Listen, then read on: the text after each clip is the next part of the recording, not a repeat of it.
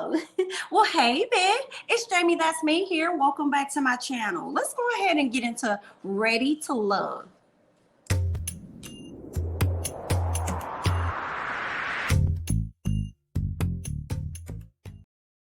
All right, y'all, let's go ahead and jump right. Actually, before I jump right on in, let me go ahead and give you guys some quick announcements, okay? On tomorrow, we would love for you guys to come on over and hang out with us on Bondi Blues channel, as we will be interviewing Tressa of Ready to Love season 4. Y'all know Tressa was not able to be a part of the reunion. She had the virus, so she was not able to give us answers to the questions that we wanted. So we have a few questions for her, and we would love for you guys to come on over on Bondi Blues channel and join us. And again, following that interview with Tressa, we're going to be sitting down over on Niecy Dixon's channel, all right, with Alexis Fly Jones of season 4 of Ready to Love. So come on over, all right? We got 2 individuals from y'all favorite show, Ready to Love, so y'all come on and hang out with us as we ask some of the questions that you all may want to know about, okay? So that's that on that. Let's go ahead and hop right on over into this reunion, honey, and pick up right where we left off. Where did we leave off? Huh?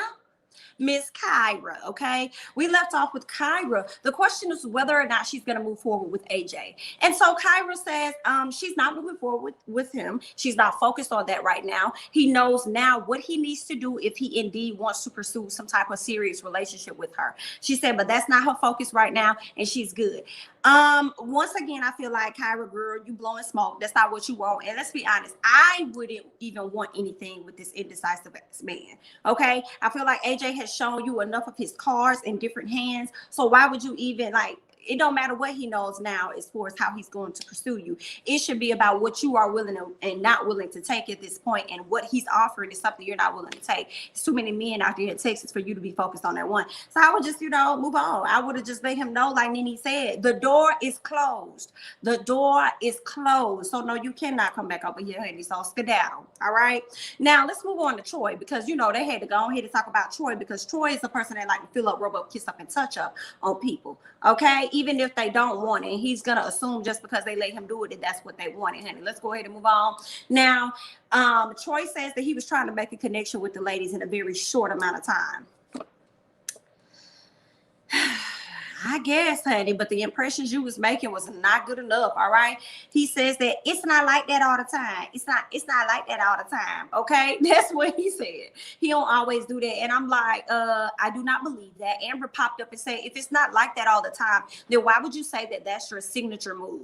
Because when you say that's your signature move, okay, that means that it's something that you do all the time. So don't be sitting up there, saying it. Don't be lying about that. So she kind of gave him another thing to use. Like, I don't even know what term she used to replace it with, but she gave him something else to use to replace that. And he says, okay, you're right. I can move forward with saying that, in the future. All right. Troy says that when it comes down to the things that he's learned about himself throughout this entire process, he says that he learns that he needs to be more careful, and he needs to be mindful of his actions. Okay. Especially when they are on camera. And I'm like, baby, whether the cameras are there or not, you need to be mindful and not assume that all women are receptive to what it is that you're giving off, okay? Everybody don't like that. And you should really move as though they don't like that. Like, that's how you should introduce yourself to women. Don't automatically hug up on them and kiss up on them. Like, don't do that. You should just assume once there is an initial meeting that that's not what they want. And after getting to know them, maybe that's something that you just, maybe you could try kissing them on the cheek then, okay? So be careful, sir. The conversation comes up with he and Andrea. Andrea talking about her cat that she had lost, and she was really devastated about that. And how a lot of the guys did not know about the cat aside from Dietrich for some reason. So Tommy felt like y'all really didn't get deep if you didn't learn about the cat or whatever. So that's that. But what Andrea says that she learned about herself was that she could be more assertive when it comes to, getting to know guys and putting herself out there and stuff. But all is well, because I don't think she had to be too assertive for Christian. So whatever she did was enough, because he asked her out on a date. So hopefully that goes well. I would love if they could just put some on YouTube real quick, just to let us know how that date went and whether or not the two are still moving forward in the dating process. Okay, so that's that on that. Let's go ahead and move on to everybody's favorite storyline, Miss Jason and Kyra, honey. Let's go ahead and scoot on over there. All right. Now, Jason says that he did not like that she was still making her decisions in the process. She kept telling him, I'm trying to wait till the end of the process. And he's sitting up there like, girl, what do you mean? We get to the end of the process. Like, this is the end of the process. I'm sorry. I agree with Jason on that. A lot of people towards the end started making decisions on who it is they want to be with. They had more of a clear understanding, and she did not have that necessarily. So she was kind of, you know, still trying to feel the guys out. But I also feel like she didn't want to tell nobody nothing because she didn't want to put all her eggs in one basket, and then they end up leaving her out to dry, which is what Jason ended up doing either way it goes. So Kyra was very frustrated with him, okay? She said that she was still pissed, or at least I'm saying she was still pissed off with the fact that he chose Liz and he did not choose her, okay? She says that her honesty and her vulnerability wasn't a safe place, okay, for him. All right, so she tried to be vulnerable with him. She tried to be honest about how she was feeling, and it wasn't safe because even after having the conversation with him, he still went forward and chose who he chose. And that was that. Jason says, Jason was like, you want me to give you something that you weren't giving me. I kind of feel like he's not obligated to choose you just because you choose to be honest and vulnerable. Like, that's what they want everybody in the process to do, so that you can really genuinely see if you can connect with this person, right? So I just because you was honest and you were open and you were vulnerable and stuff, I understand that there's an expectation there, you know, but at the end of the day, he's not required to choose you. And then she said something like, I never asked you about who you were seeing. You kept telling me that. You kept telling me that you was you was seeing Liz, and was like, I need to make up my mind, because if not, you're going to go towards Liz. Now, granted, I do feel like he didn't have to keep telling her that. Okay, because if you really wanted Kyra, you could have just chose Kyra. But if you wanted Liz, you could have went that way as well. You didn't necessarily have to keep telling her that. So, yeah. What else did he say? He says that he believes that she is a smart woman. She's very calculated for the most part, he says. But when it comes to her emotions and when it comes to her heart, he says there's absolutely like no communication there. I want to agree with Jason on that too. She definitely struggled with that. She says that she was vulnerable and she was being open and stuff, but obviously not too open and too vulnerable to where there was a real connection made that Jason could actually feel that on his end as far as him being able to get to her heart.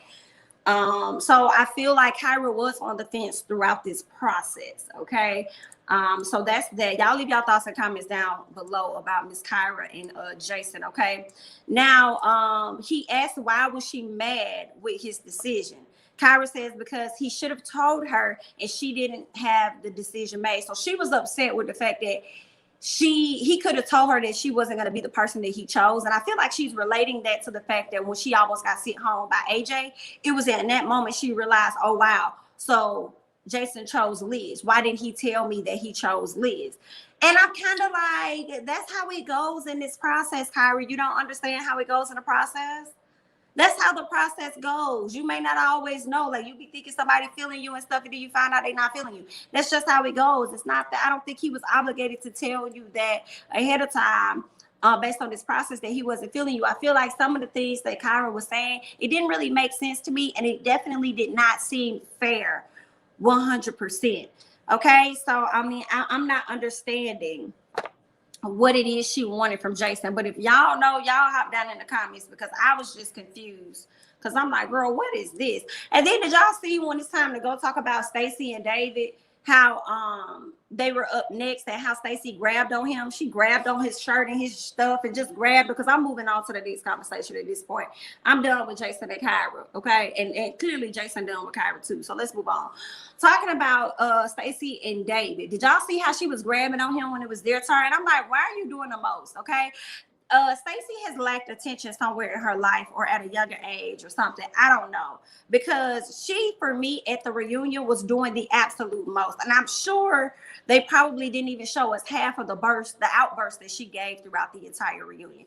She was just giving me like a whole lot. Like, I mean, you know, and that's why she got sent home, because we're nobody featuring her. But anyway, let's go ahead and move on. So when it comes to Stacy and David, they speak on having access to each other's phones and things like that. And he says that he was really just coming from a place of wanting to clarify what it is he wants in a marriage in the long run. So he was speaking from a marriage standpoint, and she was speaking from like a relationship standpoint, because that's what she was thinking he was talking about, because you shouldn't lay that on so thick in the beginning. Okay. And I understand where Stacy was coming from. It's kind of like, well, wait a minute, honey. You know what I'm saying? Like, we just getting to know each other. We in a relationship. You already want access to all of my stuff. That's not how that works. But over time, it makes sense when you get into a marriage. Like, not saying somebody's going to always go through your things, but if it's time to, share whatever, it shouldn't be an issue for them to have access to your apps and all that other stuff. So that's where David was coming from, or so he says he was trying to come from. So I kind of see where both of them are coming from. They were just on two different ends. One was talking about marriage, whereas the other one seems like she was talking about, relationship and building up to a marriage, and he just laid it on thick a little too soon. Okay, let's go ahead and move on to Vernicia and Joel. So when it came down to Vernicia and Joel, they no longer talk. She says that it's by her choice. She don't want to have no conversation with him. She says that he has changed, that he made it seem as though she was the one that was moving too fast, when in actuality, she was really just going in the same pace in which they was already going on the show. And what it really boils down to is that the whole time Vernicia was always into Joel more than Joel was into her. And Joel is just like a friendly ass dude. Okay, so I feel like it may take a different type of woman to be with Joel that's okay with him, like hanging out with his quote unquote female friends or whatever. And I don't blame Vernicia for having her standards either. And I would feel a way too if you hanging out with other people. You got time to make room for everybody else to hang out with them. Okay, but when it comes down to me, you don't want to hang out with me because you feel as though I'm moving too fast, but I only can move off the pace that you allowed me to move off of, which we were on the same pace originally. So if you're giving me the certain type of energy as though you're interested, that's the pace that I'm going to move at. So, yeah, I feel like Joel was definitely the problem in that. What else? She said that he downplayed their relationship. She didn't really like it. She says that when they were filming, they would do everything together. They would go to set together. They would leave set together. They'll go get something to eat. They'll be on the phone all night, going to sleep to each other, waking up to each other in the morning, like as far as on the phones and stuff. So they spent a lot of time together. So that's why she didn't necessarily understand what was going on. Joel talks about how he was cool with everybody. He had a friendship with everybody. I think it was only 2 people on the cast whose numbers he did not have. So he says he just wanted to find a genuine friendship connection. And then Vernicia said, yeah, you trying to find a connection with everybody but me. And she also calls him out for hanging out with Stacy, saying that he probably was dating Stacy. He spent more time with Stacy and Chris than he actually spent time with her. And she said that it was a time when Stacy asked, like, yo, you got a girlfriend or whatever? And he was like, nah, I'm single. And so he said that how the conversation got back to her was not actually how the conversation went. They asked if he was in a relationship with Vernicia, and he says that he's taking things slow. He didn't necessarily say that he was single. He was just saying that, he was taking things slow with her.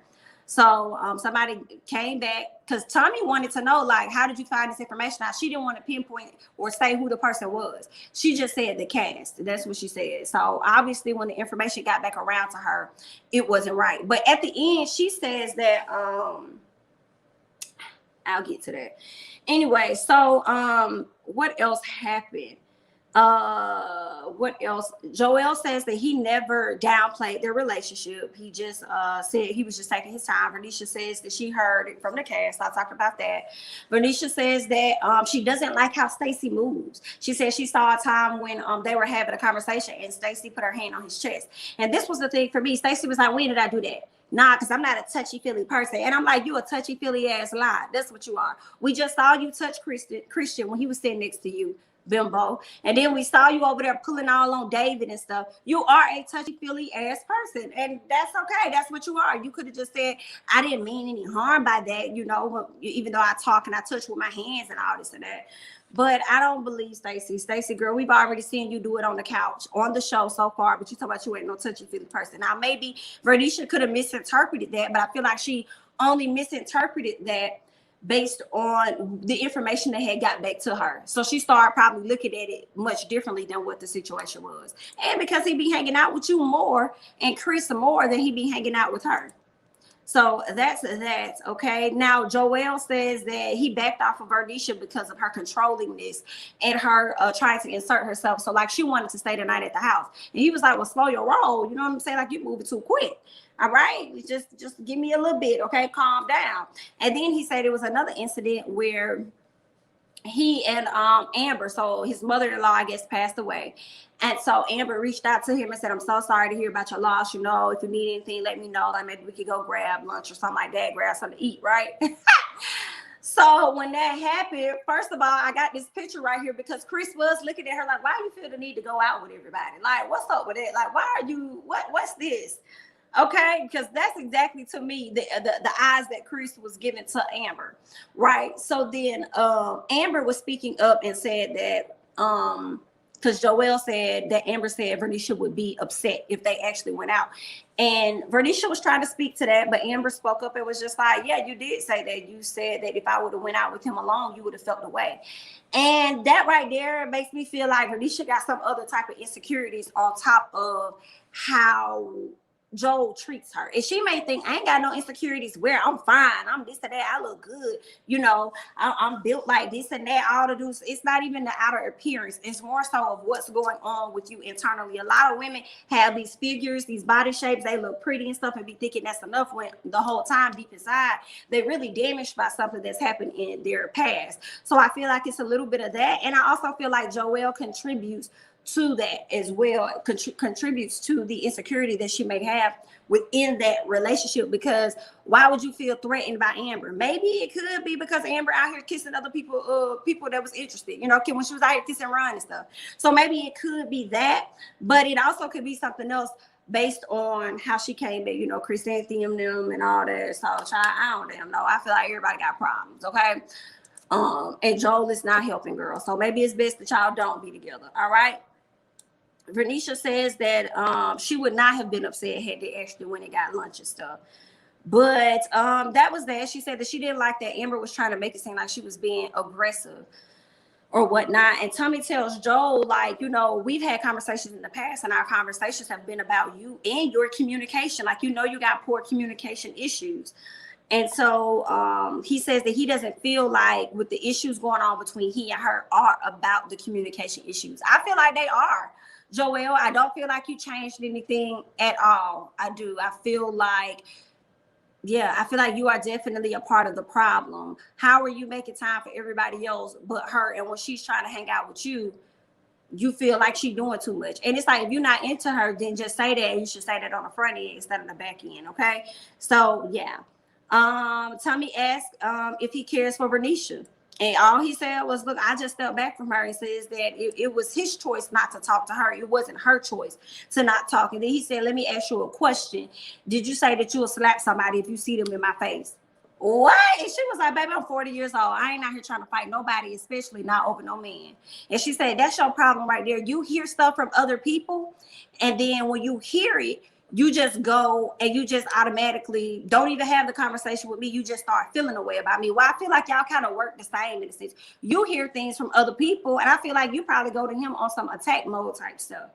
Okay, versus y'all having the conversation as well. So I just feel like their relationship, I know people want them to be together and they feel like, oh, you guys are ideal and all this stuff, but I feel like y'all been seeing each other for about a good 2 months, 3 months maybe at this point from filming. I don't think so. I think y'all probably need to separate, and then at a later time y'all may come back together. But Joel is at a place where he's not really interested in pursuing anything serious. So why? Y'all not even on the same page of where y'all trying to be in relationships. So why continue to do this? Let the man go on by his business, okay? So that's that on that. All right. Later on, we can see Dietrich talking to Vernicia, talking about talking about how, you know, that's my boy. We all rooting for y'all. We want to see y'all together and stuff. Yeah, I did too. Right? I wanted to see them together too. But I mean, you need to go have this conversation with Joel. Why are you having this conversation with Vernicia? Go talk to your boy, because your boy the one out here moving recklessly. Go and have a conversation with him. So you know he's scared. She's like, scared of what? And I'm like, scared of what? Scared of what? What we scared of? For what? Why? What you scared of? Okay, you're a grown, thick-ass man with kids, okay? And she is the same. So what are you scared of? What are you afraid of? Are you afraid of falling in love? Are you comparing her to your ex-wife? I mean, the one that passed away? Like, what is it, honey? All right? Ain't nobody got time for that. And if he really wants her, Dietrich, why are you out here talking to her and not him? And if you want to have a conversation with somebody, go and tell him to get his shit together instead of telling her to chill. Baby, go. I ain't got time. Let's move on to Liz and David. First of all, David on some BS. Tommy called it how it was, all right?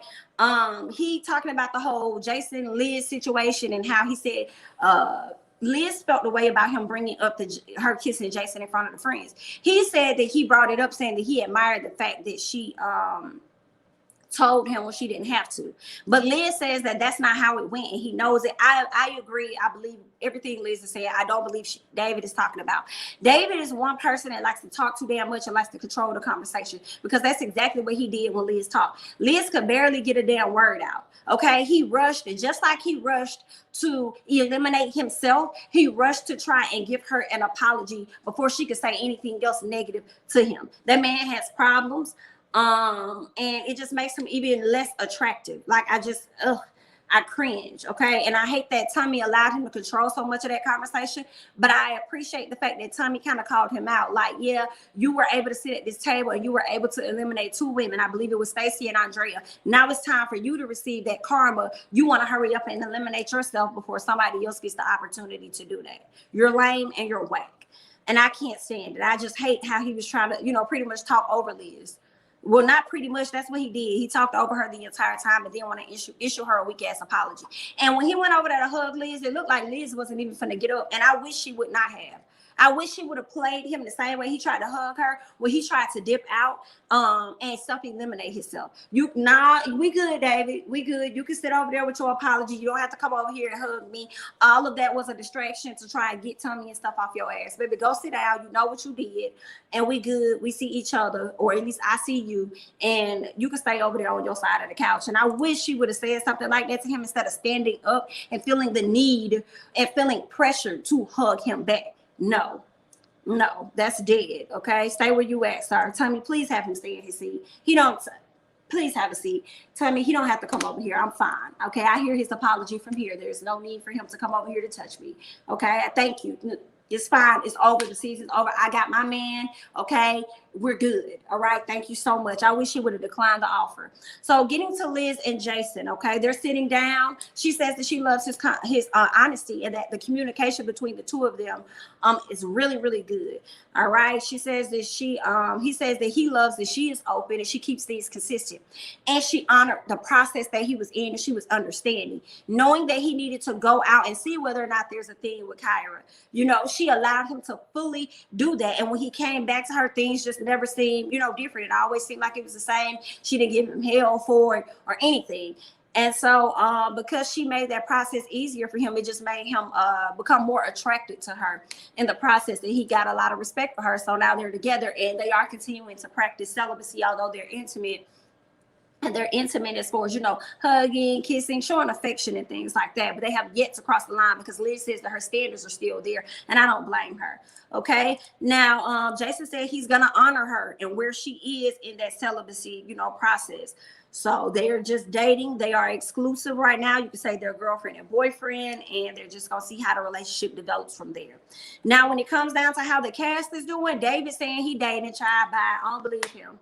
Okay, I don't believe David is dating, and whoever he is dating, if he is, they're having a struggle and a hard time, honey. Okay, now when it comes to Alexis, she says that she is at peace and she's just waiting on love. When it comes to AJ says that he is continuing to look for love out here in these streets. He won't find it. It's gonna be a minute.